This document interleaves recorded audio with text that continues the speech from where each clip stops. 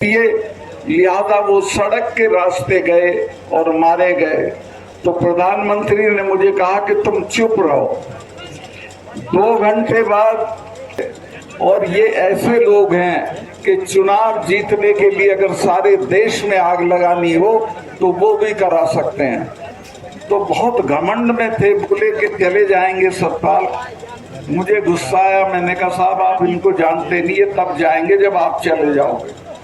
भेजी मेरे chief secretary ने कहा कि मलिक साहब यहाँ तो बहुत खून कच्चर होगा, 1000 आदमी मारना पड़ेगा, यहाँ के लोग तो हथियार छीन लेंगे, थानों में घुस जाएंगे। कह रहा था कि बेटे देश में जिधर निकलोगे इसी तादाद में लोग तुम्हारे साथ खड़े रहेंगे, और देश के लोगों ने तुम्हारी लड़ाई को अपनी लड़ाई मान लिया है। अब इसमें कोई ज्यादा मेहनत करने की जरूरत आपको नहीं है, वो मेहनत हम करेंगे। मैं आपको एक बात बताऊं, 2 हफ्ते पहले मैंने एक इंटरव्यू में उस अखबार वाले को बताया कि पुलवामा में हमारे 40 जवान शहीद हो गए थे। जब मैं वहां गया और मैंने सारा नक्शा देखा और लौट के आया तो प्रधानमंत्री कहीं गए हुए थे, शूटिंग करा रहे थे अपनी। उनका टेलीफोन आया, उन्होंने कहा सतपाल भाई क्या हुआ? मैंने कहा साहब ऐसे ऐसे हमारे 40 जवान शहीद हो गए और वो हमारी गलती से हुए।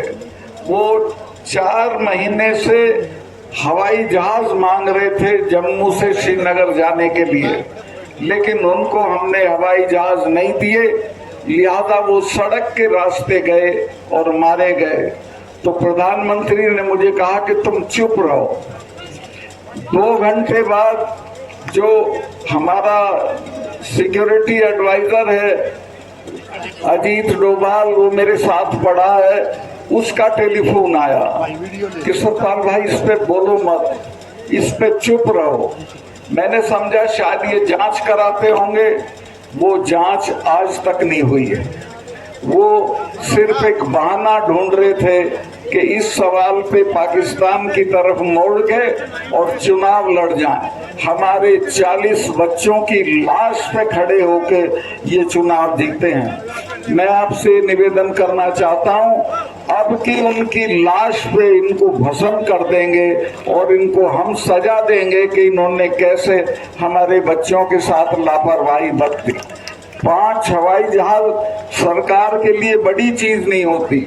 मैं वहां गवर्नर था, कश्मीर के और जम्मू के लड़के जहाज मांगते थे जब सर्दियां होती थी कि हमें इम्तिहान देने जाना है और सड़कें बंद हैं, तो मैं सबको हवाई जहाज दिलवा देता था। तो एक तरह से जानबूझ के उनको मरवाया गया ताकि चुनाव में इसका इस्तेमाल हो सके। और ये ऐसे लोग हैं कि चुनाव जीतने के लिए अगर सारे देश में आग लगानी हो तो वो भी करा सकते हैं।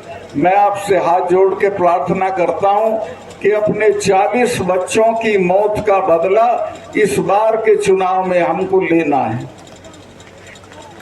और जरूर लेना है। दूसरे, अभी चूंकि मैंने ये बोल दिया है तो मेरे स्टाफ को तंग कर रहे हैं।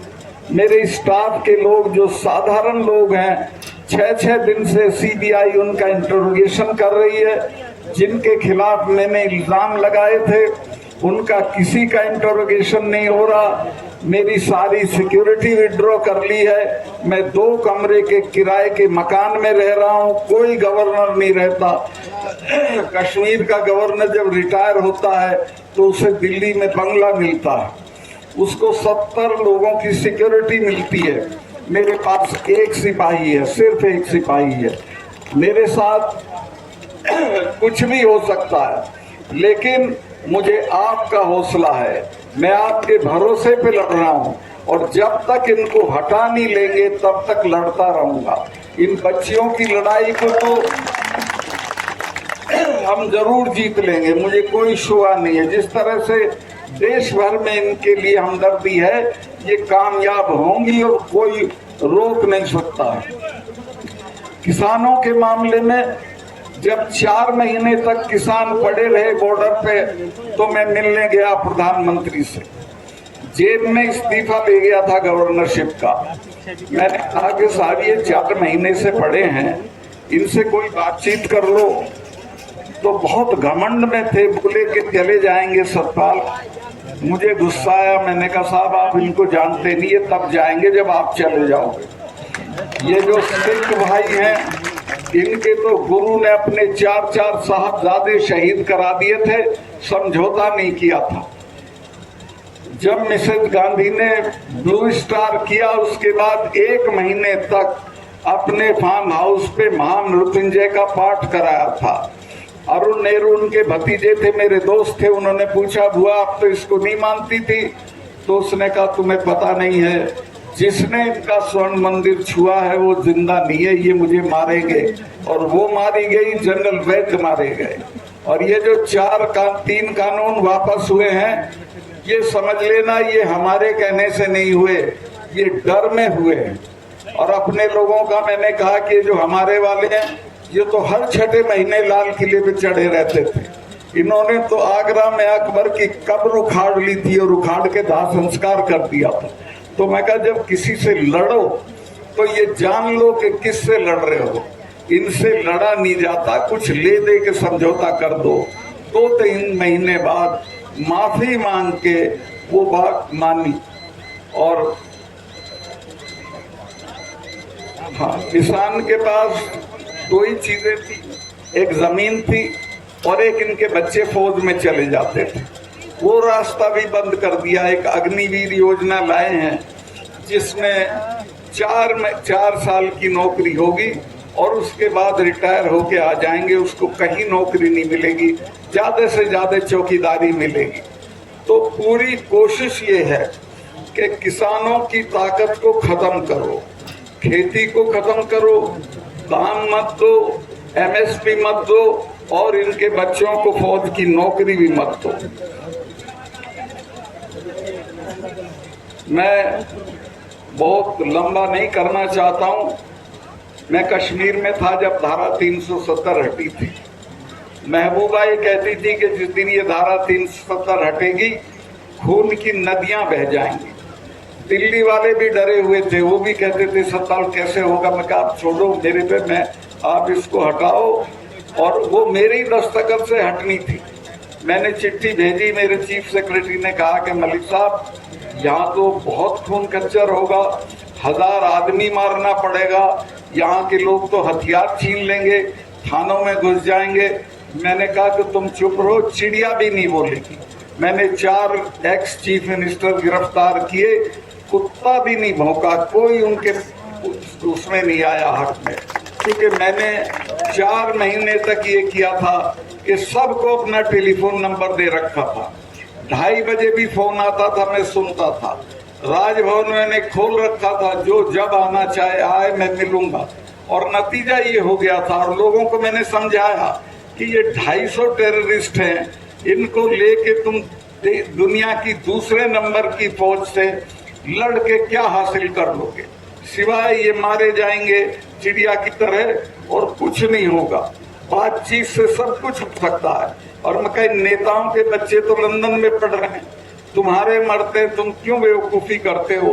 वो बात उनकी समझ में आ गई थी। और जब ये पकड़े गए तो किसी ने कुछ नहीं किया।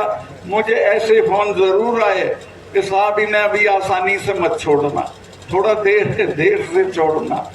एनीवे, जो होना था वहां के बहुत सारे काम है, मैं क्या गिनवाऊं, ये मौका नहीं है।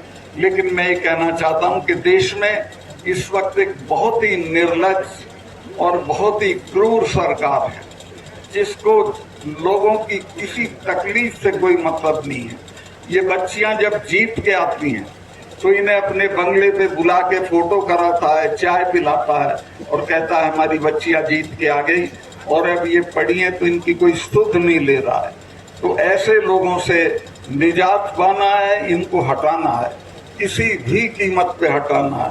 और मैं आश्वस्त हूँ, मुझे पूरे देश से जिस तरह के संदेश आ रहे हैं, जो आपकी मैं भीड़ देखी, ये अद्वितीय है, अभूतपूर्व भीड़ है। लेकिन ऐसा मत समझना कि बाकी जगह में नहीं है। पूरे देश में लोगों की आग लगी हुई है इन बच्चियों के सवाल पे, किसानों के सवाल पे। और हाँ, एक चीज और आपको जिम्मेवारी दे दूं, ये चुनाव से पहले चढ़ूनी साहब ये मुझको भी गिरफ्तार कर सकते हैं, क्योंकि चाहेंगे कि ये कहीं ना जाए, ये पुलवामा पे ना बोले। तो जब मैं गिरफ्तार हूं तो मैं आपसे कोई ये तवक्को नहीं करता हूं कि क्या करना है ये आप मेरे से बेहतर जानते हो। दूसरे और ये जो चढ़ूनी साहब है, संघर्षशील आदमी है, ऐसे लोगों को आगे बढ़ाइए और अपनी बच्चियों की मदद करिए। 28 तारीख को विनेश फोगाट ने आपको बताया है, बहनें भी जाएं तो और अच्छा है, नहीं तो पुरुष और लड़के तो जरूर जाएं और 28 को जाके पार्लियामेंट का उद्घाटन करें। बहुत बहुत धन्यवाद।